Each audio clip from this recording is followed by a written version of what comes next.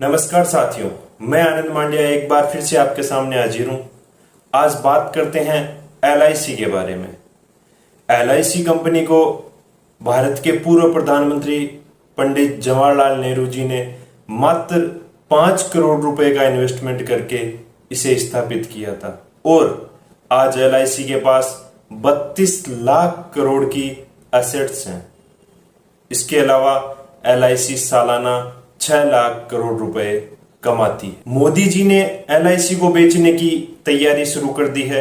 LIC act के अंदर 27 संशोधन कर चुकी है। टेक्निकल बातों से दूर रहकर मोदी जी एलआईसी को बेचने के पीछे जो तर्क दे रहे हैं, अपन आज उन पर बात करते हैं। नेहरू जी ने एलआईसी को सोवरेन गारंटी दी थी ताकि गरीबों का भविष्य निर्माण हो सके, लेकिन एलआईसी ने कभी इस गारंटी का इस्तेमाल नहीं किया गया। एलआईसी की मजबूती बताने के लिए यही काफी है कि उसने कभी सोवरेन गारंटी का इस्तेमाल नहीं किया। तो इसे बेचा क्यों जा रहा है? जीवन बीमा क्षेत्र में एलआईसी का महत्व है। 74% मार्केट शेयर एलआईसी का है। कम प्रीमियम पर इंश्योरेंस कवर एलआईसी का है, यानी गरीब मध्यम वर्गीय जनता की कंपनी। 40 करोड़ पॉलिसी धारक, सबसे ज्यादा प्रकार की पॉलिसी, 98% क्लेम सेटलमेंट, जो कि एक विश्व रिकॉर्ड है।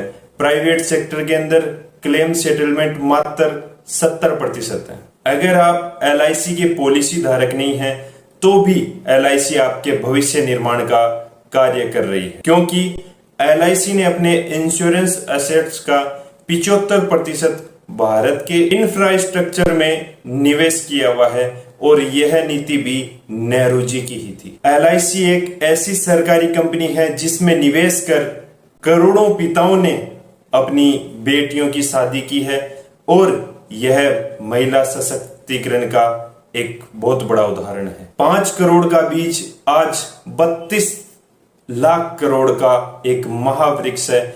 इस महावृक्ष की छांव के अंदर इस देश का विकास हुआ है और मोदी जी इस वृक्ष को काट देगा। एलआईसी को बेचने का तर्क अजीब है। जब गटर गैस बनाने वाले इकोनॉमी की बात करने लगे तो समझ जाना चाहिए कि घोटाले की नींव तैयार हो रही है। मोदी जी कहते हैं एलआईसी बेचने से विदेशी पूंजी आएगी।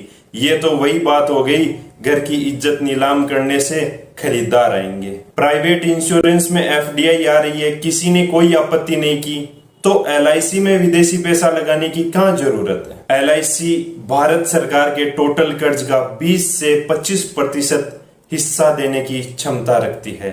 एलआईसी अपने कमाई का 75% भारत के इंफ्रास्ट्रक्चर में निवेश करती है। पीएसयू के फंड का मुख्य सोर्स एलआईसी ही है, तो एलआईसी को विदेशी पैसे की जरूरत कहां पड़ गई? तो क्या मोदी जी एलआईसी को 51% से ज्यादा विदेशियों को बेचना चाहते हैं? मोदी जी कहते हैं कि एलआईसी शेयर बाजार में लिस्ट होने के बाद इसके कामकाज में पारदर्शिता आएगी। यह सब बकवास है।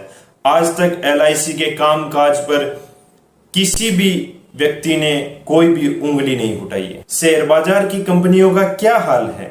अगर पारदर्शिता ही मापदंड है, तो मोदी जी के सत्ता में आने के बाद जो एनपीए 2.5 लाख करोड़ रुपए था, वो बढ़कर 25 लाख करोड़ रुपए कैसे हो गया? शेयर बाजार में लिस्टेड कंपनियां एक के बाद एक कैसे डूब गई?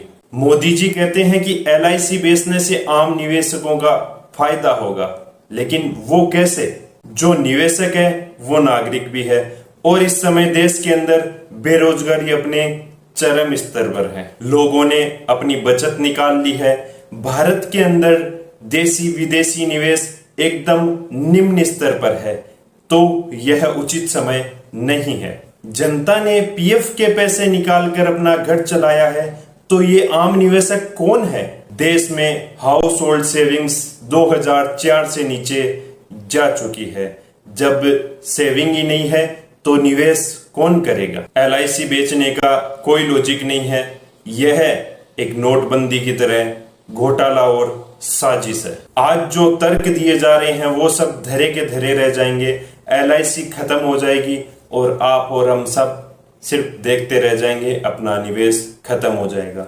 इस वीडियो को अपने मित्रों को, परिवारजनों को ज्यादा से ज्यादा शेयर करें ताकि मोदी सरकार जो एलआईसी के खिलाफ साजिश रच रही है उसका पर्दाफाश किया जा सके और सब तक जानकारी पहुंच सके। आज के वीडियो में इतना ही। इस वीडियो को लाइक शेयर करना न भूलें, कमेंट जरूर करें। हाँ, और अगर आपने चैनल को सब्सक्राइब नहीं किया है तो वह जरूर कर लें। जय हिंद, राम राम सा।